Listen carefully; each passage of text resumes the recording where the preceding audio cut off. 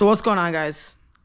One of you guys, actually a couple of you guys, asked me to do a build breakdown on the Razor, and I'm selling it probably tomorrow, sadly. I mean, if you didn't watch the video before, I'd watch it. Basically, cops shut me down, and I gotta sell it because it's illegal. So let's do a build breakdown. While cleaning it, actually.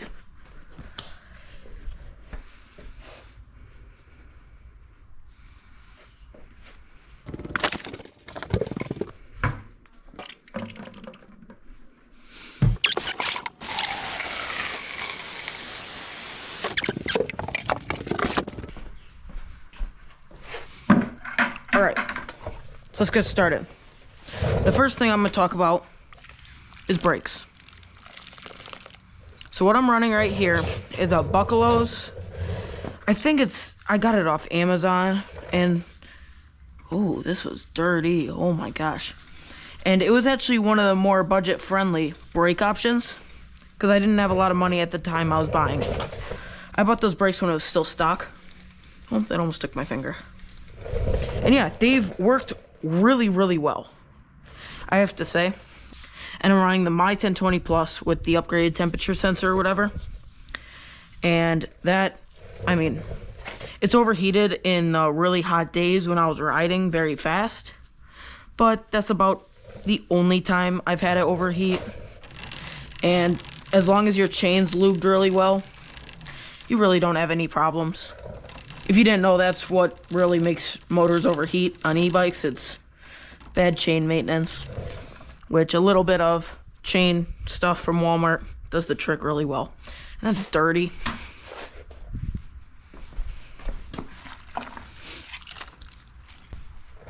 Alright, back to talking about the chain. And I'm running a 11 tooth to a 54, I believe, on 8TF or T8F, whatever chain it is. I don't know. I always just call it 8TF because it's just easier in my brain. And for battery, I'm using the Amorge 72 volt, 28 amp hour, 175 continuous, 280 peak. I bought this off Alibaba. I know people don't always trust that site, but after about 2 months, I think, somewhere around there, it showed up. And it is an amazing battery. Have had nothing but success. And it honestly just works really, really well. And lasts forever. Those better cells were worth it, every penny. It lasts so long on a charge. I've actually never been stranded. Because once you're around 15%, I think it's set at, it really starts to kill your power. And that's when you know, oh, maybe I should start heading home. But really never has been an issue for me. And I got a Power Zone seat cover. It doesn't really match the build much, but I never got around changing it. And these are CRF 50 plastics. They're a little loose right now, but it's not really hard to make them fit a lot better. And I got some stupid drink thing covering my shock. It's just some Amazon 170 millimeter 500 pound shock, I believe. I'm actually not quite sure, but it's just a generic shock. It worked great. And these are little swing arm caps I made a while ago. Never really popped off on TikTok, so never sold them much. And obviously everyone has ODIs or Moto cuz. I got an ODI plate because I really don't know. Moto Cuz wasn't really out when I bought that because I bought that when it was closer to stock. And then I just printed a couple stickers for it. No big deal. And then I'm running stock handlebars with a Sur-On throttle and Sur-On grips. This was off AliExpress. I think I paid $11 for the throttle and like $6 for the grips. I'll put it up on screen. This is once again the Buckalos brakes. And I got these off of a QS 165 motor I had. I got for free. I fixed it and sold it. But I got these for free. I got this for free brake levers, they're loose, but I don't know, they're 2 years old and they were cheap, so really can't diss on them. I mean, they serve their use. Oh, and I almost forgot the forks. These are YBE 630 millimeter forks, running the black triple clamps. You see YBE up here, and they're great. Never had an issue with them. So much better than stock. And I was riding mosquito. I was running a front hydraulic brake, like the really strong hydraulic brake. Let me fish it out for y'all. Here. Adjustable brake lever, Moto brakes. But as you can see, it took a billion spacers. I don't know, it didn't fit well. So, and then the caliper started to leak. So I took it off. I've kept the rotor on here just because it looks better. I mean, it's a thick rotor. I think it was my problem. I think I did something wrong putting it on. That's why it broke. But what you gonna do? I got it for free with my forks. Man, he is such a nice guy. Go through YBE. And this is scratched because I laid the bike down the first day with the new plastics. Oh, it was awful. I was so sad. It was just a bummer of a day. But here's another swing arm end cap. They stay in surprisingly really well. And under here, it's probably easier to see from here, I got the far driver ND 72-300. It's a very typical far driver that you'll be see running the Moto 20 motor. Have I had any issues? No.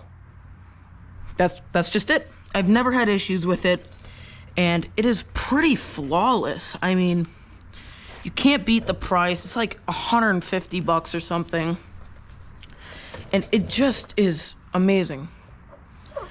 That scratches from laying it down, and this hole, that actually has a story behind it. We used to jump our bikes. I can put a clip right here.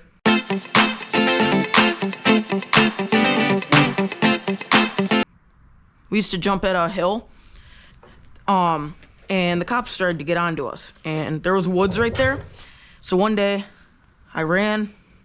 Well, I didn't run, but I don't think he saw me, so I just ran in the woods, laid the bike down, landed on a stick, put a rip there. What you gonna do?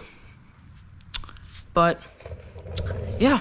And, oh, almost forgot one of the most important parts, the supermotos. These are RSF 650 supermotos.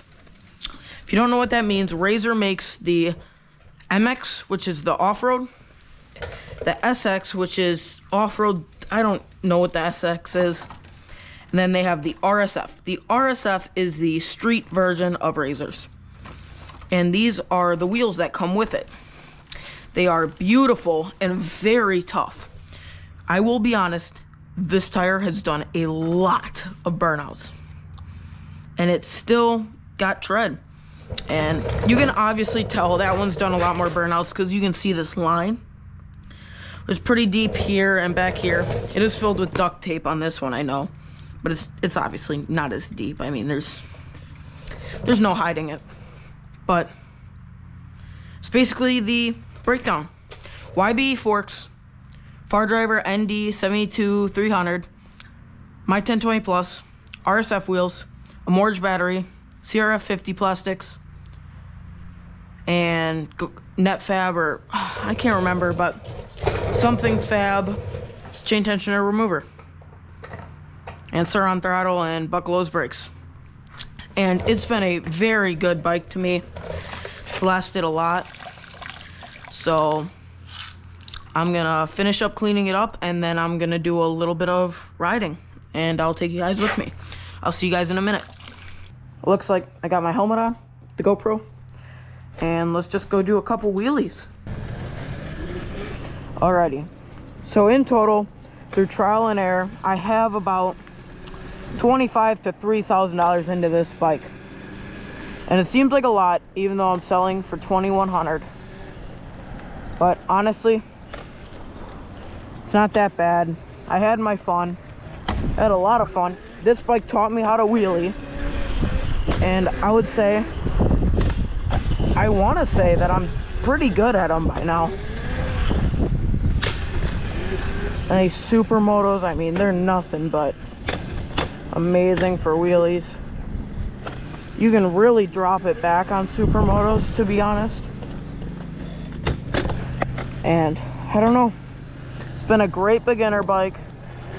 Oh, don't mind the smog, it's kind of from Canada, who's always on fire apparently. But yeah, this bike has taught me everything I know about wheeling. And I wheelied a Sur-Ron and a XXX, and it was just so much more fun. And I've gotten taller. When I first got this bike, I was about 5'1", but now I'm about 5'6", 5'7". And this bike is, I've outgrown it. That's all there is to say. And the police situation, if you want to watch the other video, it's the whole conversation with the cop. And that was just a bummer. I think I dropped my phone, actually. I guess not, but if you're thinking about building a Razor, build it. Just go for it. I personally, I went from 36 volt to 72 volt. I went from stock straight to a very fast build. And I never looped. Although if you look at all my time riding this bike, I always have 2 fingers here. And that's for one reason and one reason only. I don't want to loop.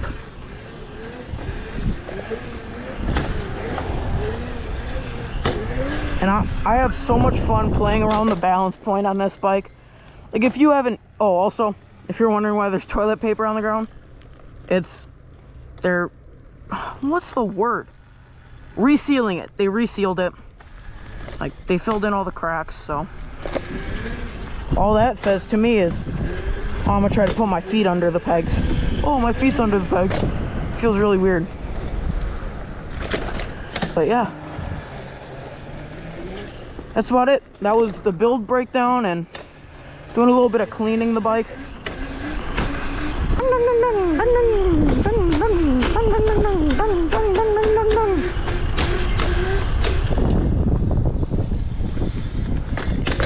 But yeah, that's all I got for you guys today.